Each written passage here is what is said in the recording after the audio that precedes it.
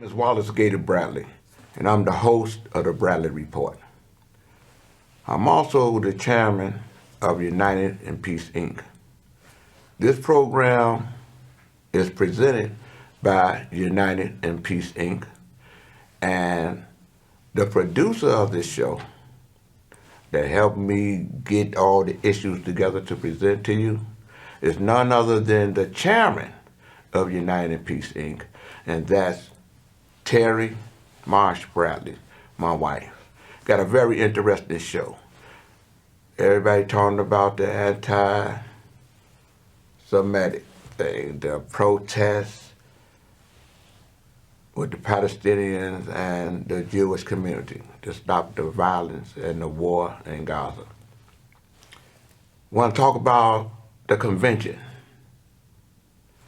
They want this convention, Democratic convention, to have the anger and the confusion like the 1968 convention. And it would be very bad for our people. But without further ado, let me bring this show to you. To God be the glory. Let's get on with the story. But first, Chicago Mayor Brandon Johnson is looking to get a little help funding Chicago public schools. The mayor was in Springfield today trying to get state lawmakers to pony up more state dollars. Political reporter Paris Schutz has the latest on what it is the mayor wants. A little bit of help, Don and Scott. That's $1 billion worth. That's what Mayor Johnson says state taxpayers owe Chicago public schools above what they're already providing. The mayor made the rounds in the state capitol today and had one-on-one meetings with Governor Pritzker and Senate President Don Harmon. These meetings come as CPS faces a budget hole of $400 million, and the Chicago Teachers Union has asked for 9% yearly raises in their next labor contract. And according to the governor's budget office, CPS gets more state money than it used to, $2.1 billion this year compared to $1.8 billion 5 years ago. So far, lawmakers are showing the same level of skepticism to Johnson's request as they have to the Bears. Likely it's a non-starter. And to punctuate Johnson's troubles in Springfield, the Senate committee unanimously passed a bill that would prevent budget cuts to the city's selective enrollment public schools. Now, those are the top performing schools in the city. Those are the ones that kids have to test to get into. The bill is in response to the Chicago Board of Education's stated plans to redirect money away from those schools and to neighborhood schools. That is a plan supported by the Chicago Teachers Union and Mayor Johnson. And tonight at 9, we'll hear from Mayor Johnson himself on whether or not he made any progress today. You know, with Illinois being able to say that they have a governor that's for education, and we now have an education mayor, which happens to be Brandon Johnson. Used to be a school teacher, member of the teachers, former member of the Chicago Teachers Union. And the people in the community are saying we're able to find monies to help with the migrant situation. Whether the state has to put money together, the county has to put money together, and Chicago has to put money together, and all three of those elected bodies works together, united in peace, to tell the federal government that they need more money for the migrants, and they get it. So when the mayor go down to Springfield to talk to the legislative body to help bring more money to Chicago public schools, and then they try to make it seem like there's a war against the schools like Whitney Young and the other schools where you have to go through you have to be picked to go to those schools. When the mayor feels and the residents of the city of Chicago feels it need to be funds for all the schools, because a lot of the schools in Chicago not getting the resources that the other schools like Whitney Young get. State Rep his name is Davis, David, he's from in south suburb, Southland. He had a plan that he wanted to work with the mayor to help bring more funds to the city of Chicago, to, if nothing else, to cover up the $400 million hole that's going to be in CPS budget. I hope they work that out. You know what I mean? So the next piece I want you to pay attention to is this story that's coming out about the convention, the 1968 Democratic Convention. I want you to pay attention to this and see what is happening. This will be the third Democratic Convention that came to Chicago in 2024. They had one that was in 1996, and they don't want to mention that. They put all emphasis on 1968 because they want the same type of demonstration here in Chicago with all the different entities that's protesting against the Democratic Convention. Mainly with what the Republican governor in Texas has done to make sure that busloads and plane loads of migrants come to Chicago to create chaos and confusion, therefore creating a division within the city of Chicago between the African American community, the Hispanic community, residents of the city of Chicago, and the migrants fighting over resources. They create this confusion. Then you got the peace activists that want peace in Gaza, a ceasefire in Gaza, and to free all the hostages in Gaza. And you have the president saying he's gonna stop sending certain armament over to Israel because of the decision that the Prime Minister Netanyahu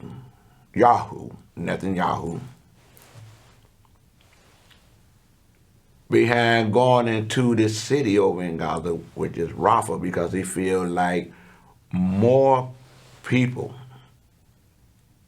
that's not soldiers will be harmed or murdered. It's at the tune of over 30,000, where 70% are women and children, to the point they think that it's genocide that's happening over there. What happened October 7th was bogus when Hamas came and did what they did over in Israel.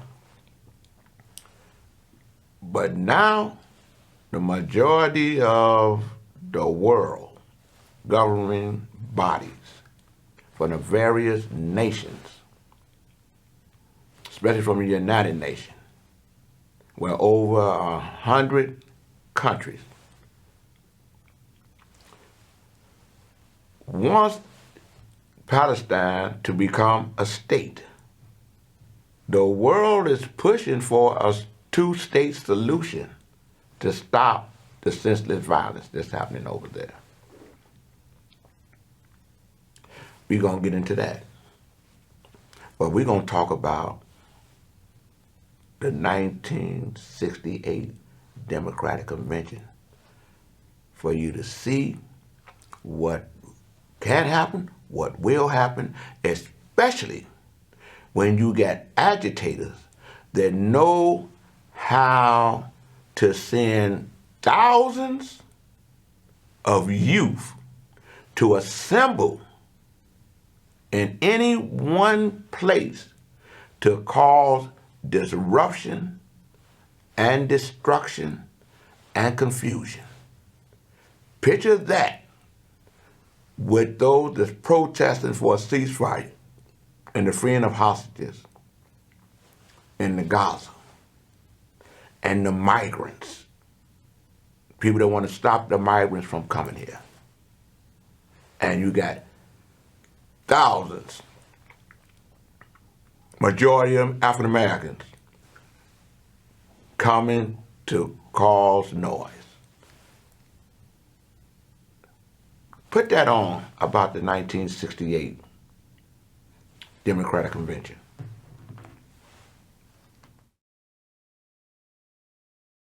National Convention this summer.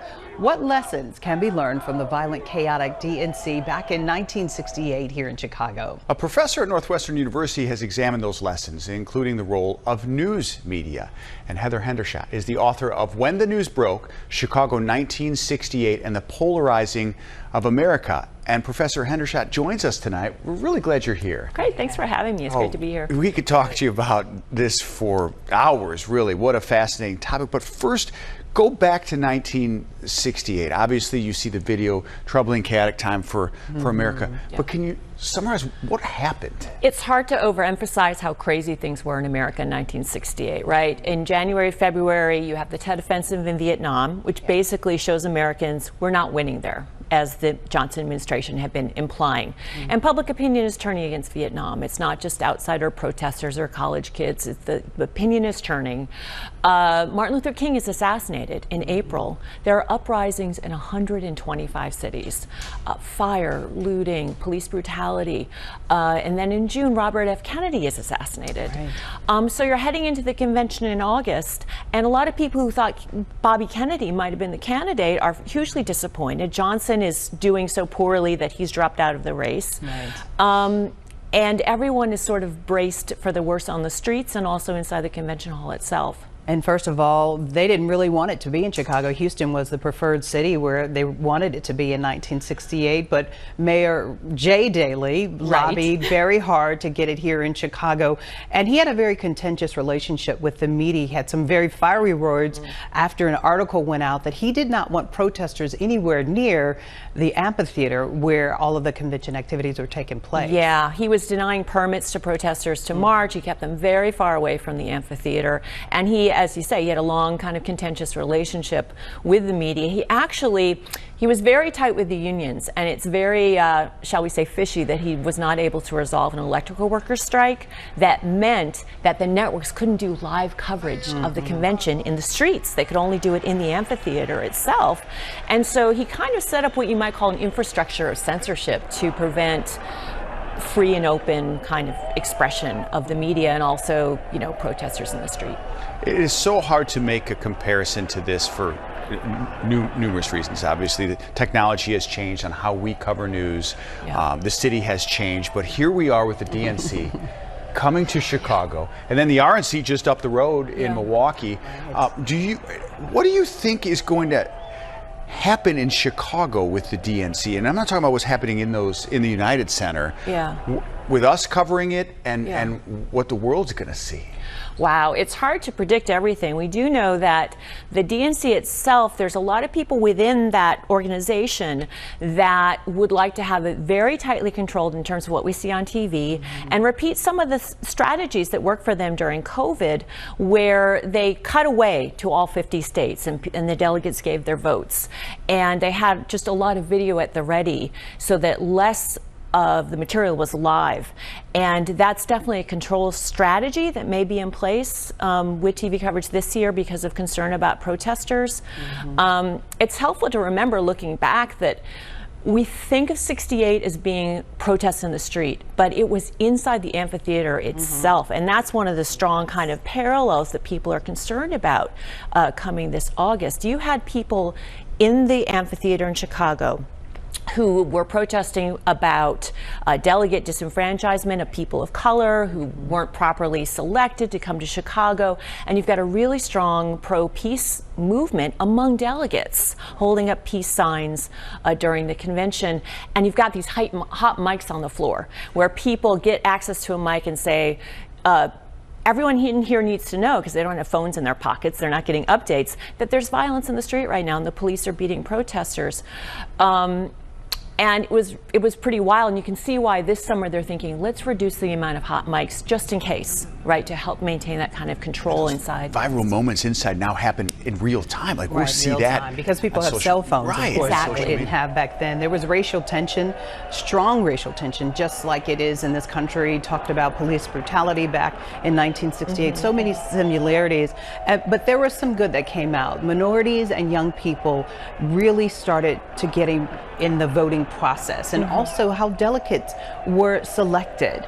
That all changed after the 1968 convention. It did. There was this thing called the McGovern-Fraser Commission that changed the selection policy for delegates for the Democrats, and the Republicans later, followed suit. And by 1972, you have more women, people of color, young people coming to the convention and participating on the floor.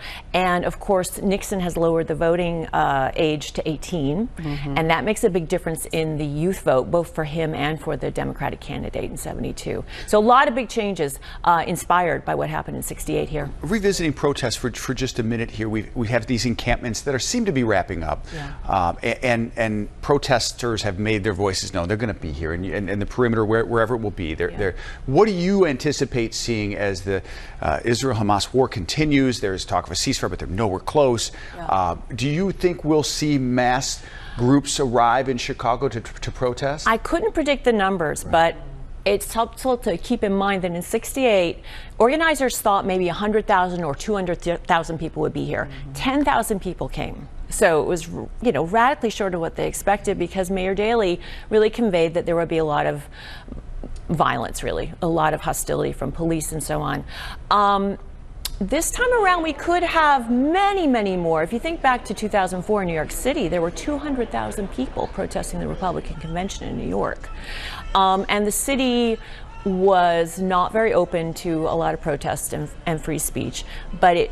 So it made some mistakes, but they definitely managed that event of 200,000 people coming into the city. So if Chicago could do as well now as they did there, even though Giuliani certainly made some mistakes, things could go better than some people fear, for sure. We kind of had a test run during the NATO summit, of course, when everybody came here. We kind of ran some of the rules and regulations. Chuck Gowdy tonight with a sit-down one-on-one with a top cop here in Chicago.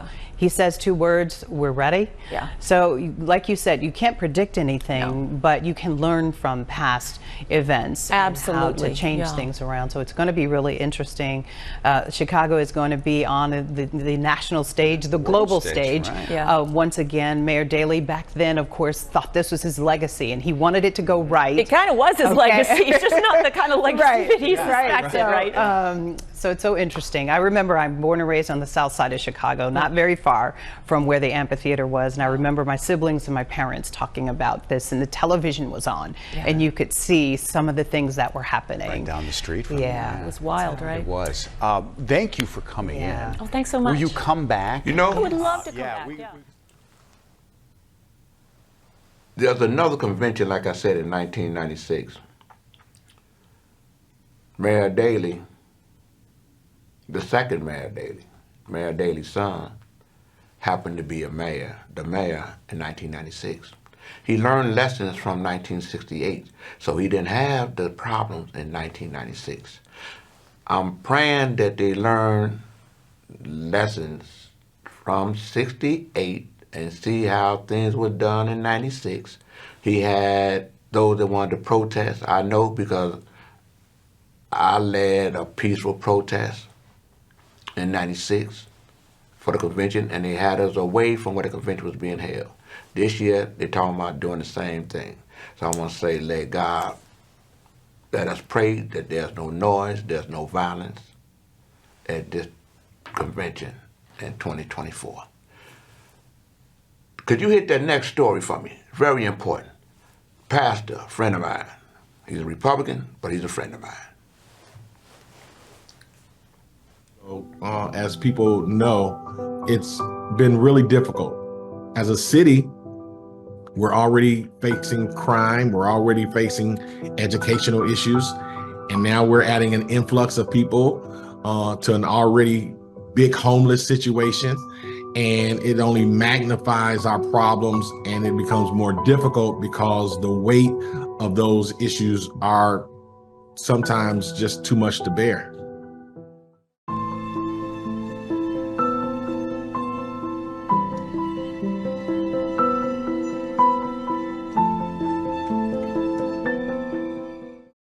In Chicago, where we've been faced with the issues of migrants, it's been overwhelming.